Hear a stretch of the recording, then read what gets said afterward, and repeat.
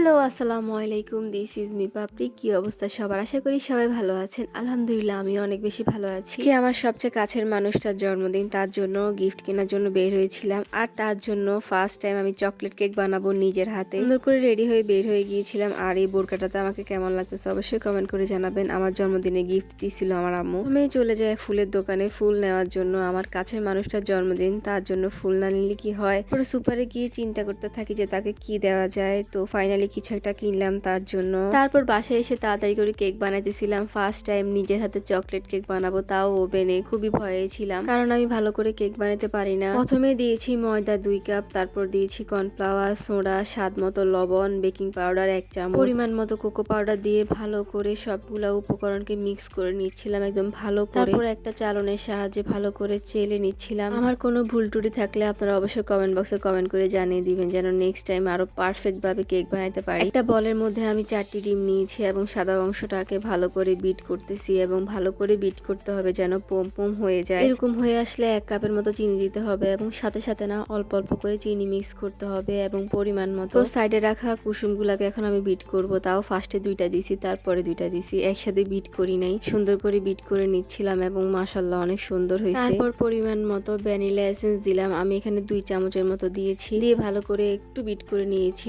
তারপর 3 চামচের মতো সয়াবিন তেল ইউজ করতেছি এবং সয়াবিন তেল দেওয়ার পরে কিন্তু আমি বেশি বিট করি নাই, মানে অল্প কিছুক্ষণ করছিলাম। আর মাশাআল্লাহ অনেক প্লাবি হয়েছে। এখন আমি শুকনো উপকরণগুলো অল্প অল্প করে মিক্স করব, একসাথে মিক্স করা যাবে না। সুন্দর করে মিক্স করে নিচ্ছিলাম। তারপরে যে বাটিতে আমি করব, আমি কিন্তু আজকে 2টা চকলেট কেক বানাবো, একটা আমার জন্য একটা আমার ফ্রেন্ডের জন্য, মানে আমার কাজিনের জন্য যার আজকে জন্মদিন। কেকের বাটিতে আমি ভালো করে তেল লাগাইছি। এখন আমি আটাটা ঢেলে দিছি সুন্দর করে যেন সেট হয়। ভালো করে করতেছিলাম আর আল্লাহ করতেছিলাম যেন পারফেক্ট হয়, কারণ খুবই শখ করে আজকে ফার্স্ট টাইম ট্রাই করা। তো ওভেনে দিয়েছি 40 মিনিট নাকি 45 মিনিটের মতো দিয়েছি এবং সুন্দর হয়েছে মাশাআল্লাহ। ফুলছেও। আপনাদের থেকে কেমন লেগেছে অবশ্যই কমেন্ট করে জানাবেন। আর কোথাও যদি ভুল টুটি থাকে অবশ্যই ধরাই দিবেন, নেক্সট টাইম যেন ওই ভুল না করি। তারপর বোর্ডে সুন্দর করে লিখতেছিলাম যে হ্যাপি বার্থডে তানহা। তারপর ওর জন্য কেকটা নিয়ে যাই সুন্দর করে পার্সেল করে তাকে সারপ্রাইজ দেওয়ার জন্য। কতটুকু পেরেছি জানি না, সর্বোচ্চ দিয়ে চেষ্টা করেছি। আমি সবসময় চাই আমার কাছের প্রিয় মানুষদের এই দিনে তাদেরকে একটু হ্যাপি রাখা। আমার কাছের প্রিয় মানুষদের কারো জন্মদিন আসলে আমি খুবই হ্যাপি থাকি যে তাকে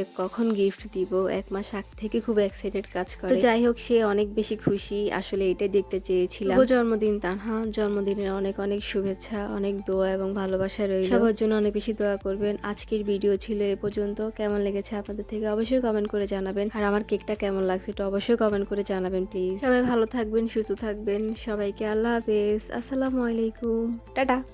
तेरी दिशा में चलने से